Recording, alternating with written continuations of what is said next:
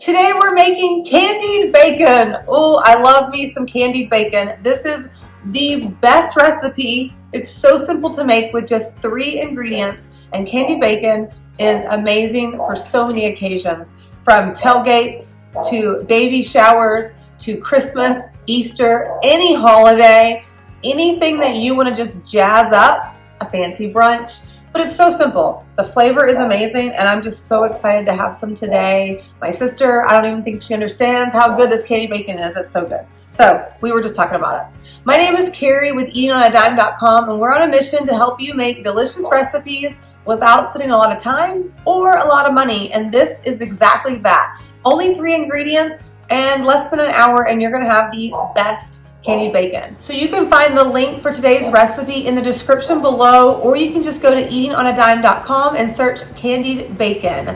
Let's go make some bacon.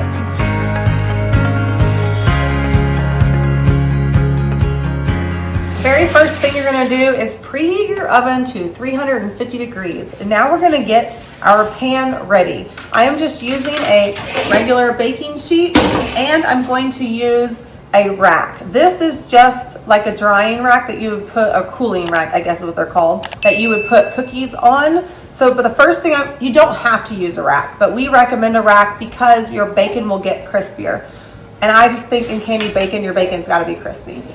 So just to clean up a breeze, because as brown sugar melts, it sticks. And so you wanna line your pan with foil or use like a baking mat at the bottom. Oops, my bad.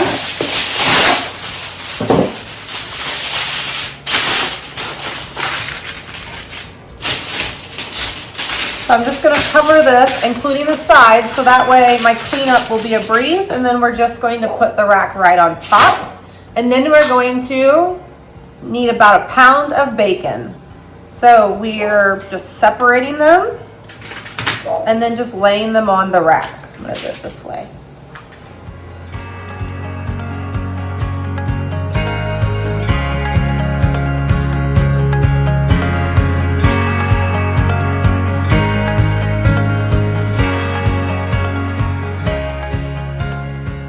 Okay, so as you can see, I got everything lined up.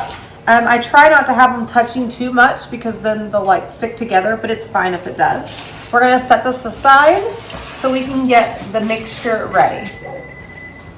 So we're going to need a 1/2 cup of maple syrup, or you can just use a regular like pancake syrup as well.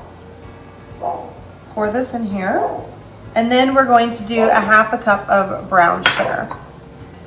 So I wanted to show you on your brown sugar, and I know my brown sugar is two-toned because some light and dark brown sugar got mixed up. In this recipe, it doesn't matter. But when you measure out your brown sugar, you want it to be packed. So anytime you measure brown sugar, pack it in. And then we're gonna mix this in. Got brown sugar on my hands. And then we're gonna mix this together. So it's literally 3 ingredients: bacon, syrup, and brown sugar.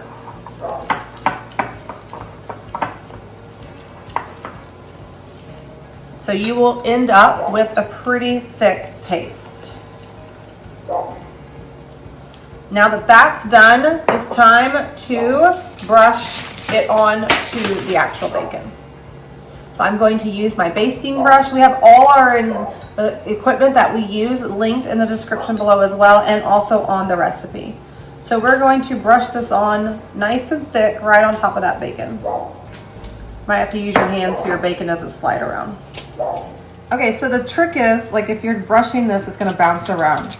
So what I like to do is hold onto the edge like this and then brush away. So that way it stays nice and straight when your bacon is raw. And then we're gonna go to the next one. So we're gonna get everything a nice thick coating right on top.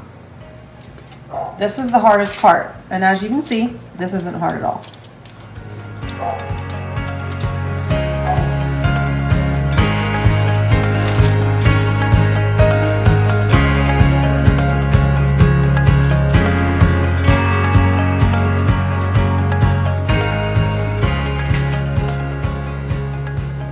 I only have about half my bacon in here, so I'm just going to use about half of this mixture.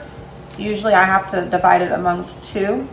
But the trick is that you want to get it all over your bacon, even on the little ends, because that's what's making the candied bacon and making it so sweet and delicious.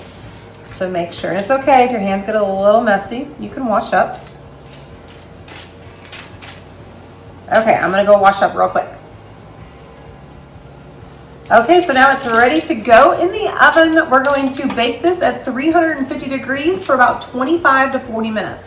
Now the bacon is done when you say it's done. So if you don't like extra crispy bacon, you don't have to cook it as long. And if you like your bacon extra crispy, then you cook it until your desired crispiness.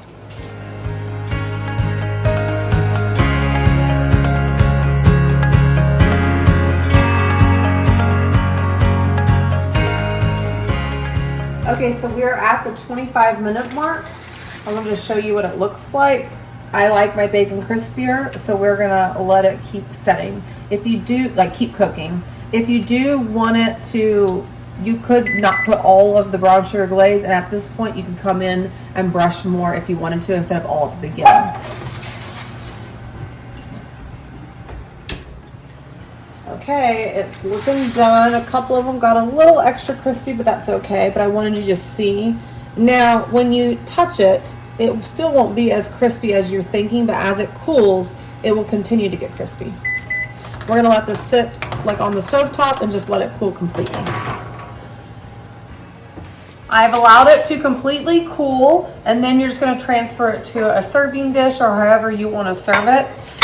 We really like this just served as is, as like an appetizer, but you can also chop it up for like salads. You can also serve it on sandwiches.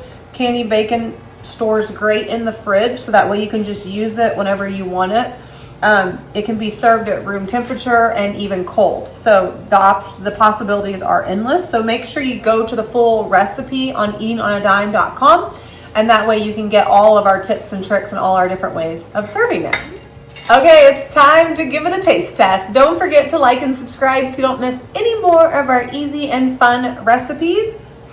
Let's taste it. Remember, you can get the full recipe linked in the description below, or just by going on eatonadime.com. I'll see you next time in my kitchen. Bye, friends.